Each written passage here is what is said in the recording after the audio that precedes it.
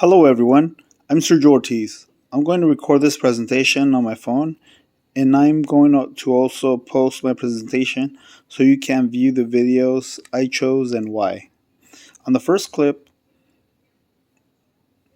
the second presidential debate, Hillary Clinton and Donald Trump. This is an appeal to Trump using red herring fallacy. From the minute 5:50 to the 8-minute mark, let's watch. The intended audience of this fallacy is the general American public. Looking back at the 2016 election, both candidates had large gaps of trust, especially towards Hillary Clinton, who had the nation agreed that she was crooked. Number two, the fallacy that occurred.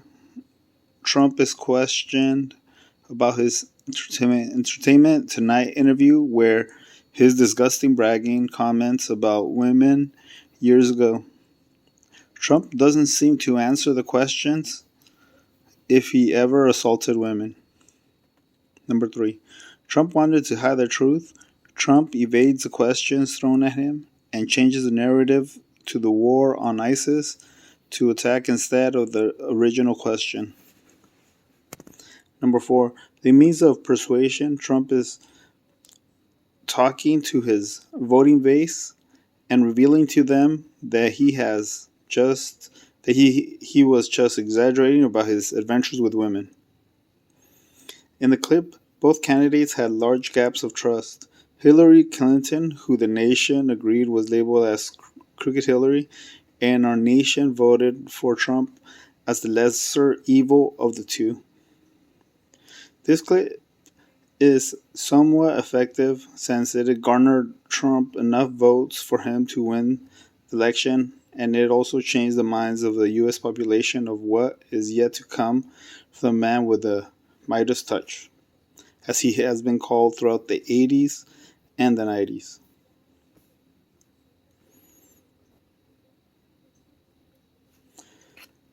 Number two, U.S.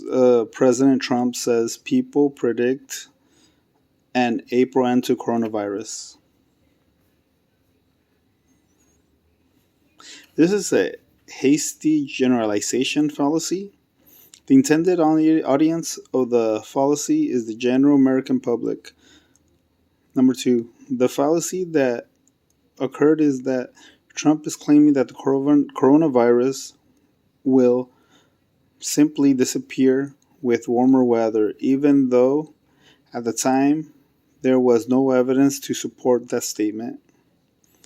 Trump wanted to hide the truth of the virus from America's business owners because he knew that many companies would be going out of business at the cost of thousands of lives. Number four, the means of persuasion here is based on the idea that people typically get sick in the cold months and less so in the warmer months. Number five, in the clip, Trump states that diseases like these typically go away and downplays the number of cases by stating that they are 12 cases, 11 cases, and many of them are in very good shape now. Number six, this clip is somewhat effective since it is based on the common preconception that people usually get sick in the winter months. In addition, many businesses continue to reopen and operate as usual during the months. So this statement may have influenced the decision of his voters people.